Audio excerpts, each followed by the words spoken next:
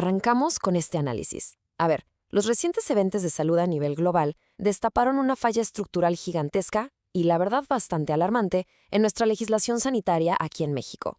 Hoy vamos a desmenuzar exactamente cómo es que los textos legales se nos quedaron estancados mientras la ciencia avanzaba a pasos agigantados y, claro, el impacto directo que todo este enredo tiene en la salud pública.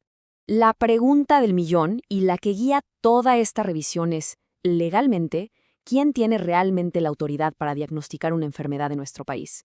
Pensemos en la pandemia de COVID-19. Vimos una explosión increíble de laboratorios emitiendo diagnósticos de enfermedades infecciosas a diestra y siniestra, pero ¿hay un respaldo legal sólido para que un laboratorio haga esto? Bueno, la respuesta es fascinante y, créanme, muchísimo más compleja de lo que parece a simple vista. Para desenredar todo este tema, vamos a ir paso a paso. Primero la crisis del diagnóstico, luego esos peligrosos vacíos legales, la gran diferencia entre el lado clínico y el de laboratorio, las propuestas para arreglar esto y, al final, los beneficios de una buena reforma. ¡Vamos a darle!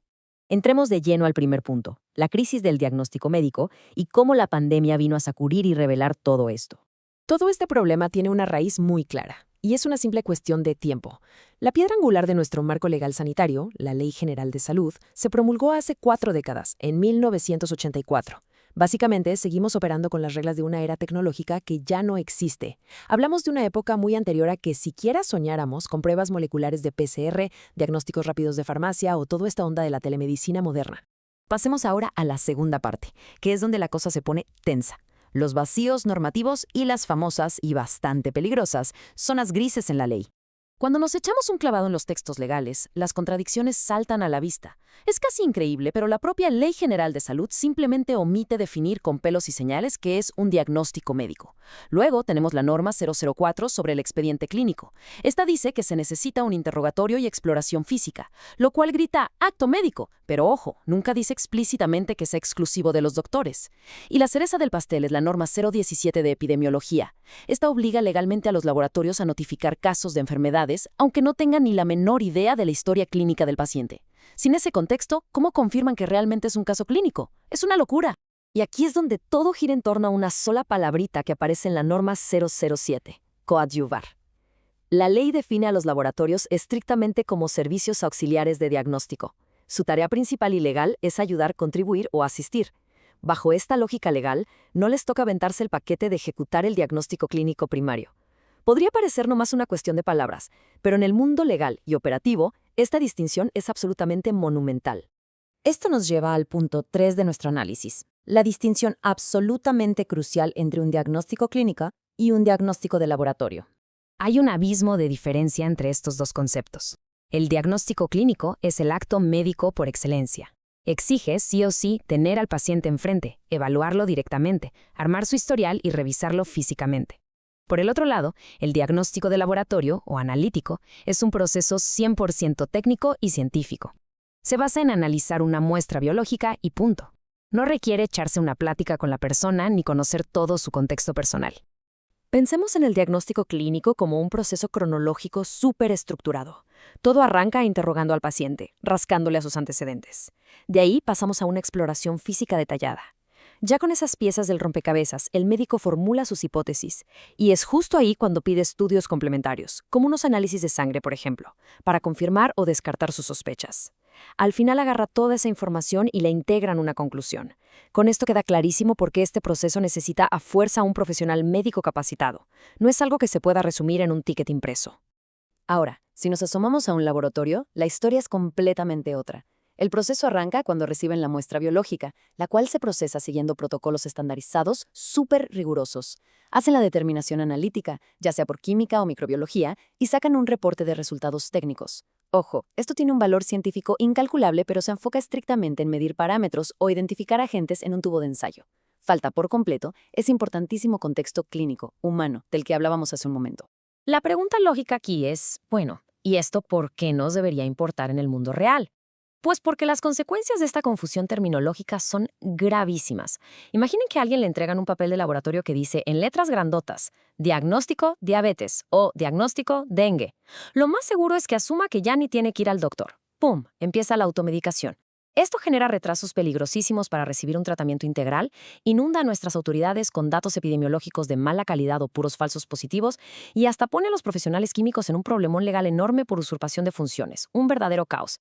Pero bueno, no todo está perdido. Vamos al punto 4.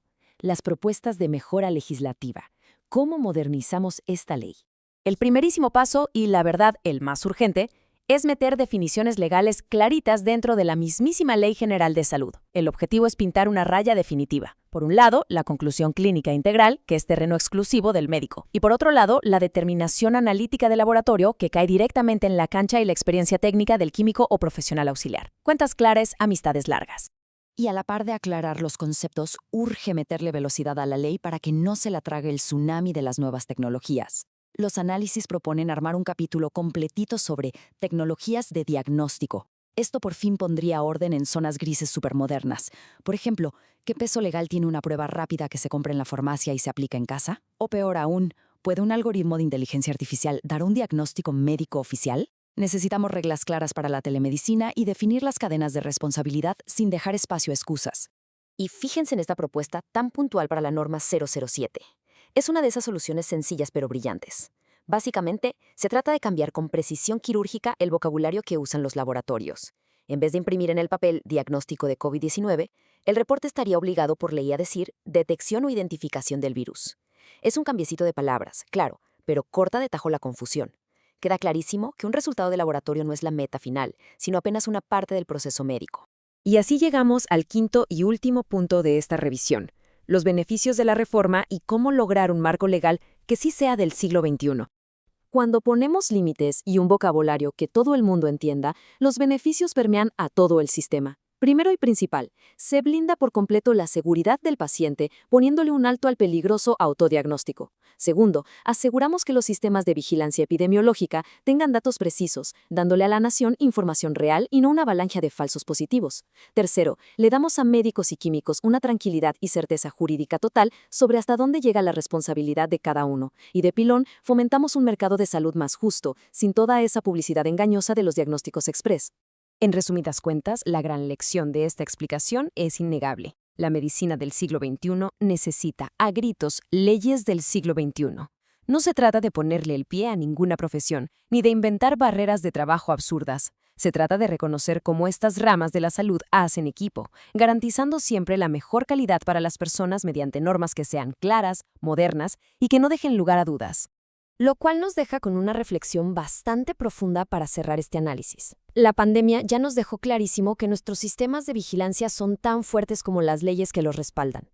Así que, cuando inevitablemente toque a la puerta la próxima emergencia sanitaria en México, ¿nuestro marco legal va a ser un salvavidas de respuesta rápida o va a ser un obstáculo lleno de baches y zonas grises? Es el momento exacto para actualizar las reglas del juego y asegurar el bienestar de todos. Con esto concluimos nuestra inmersión en las normativas y retos de nuestro sistema de salud.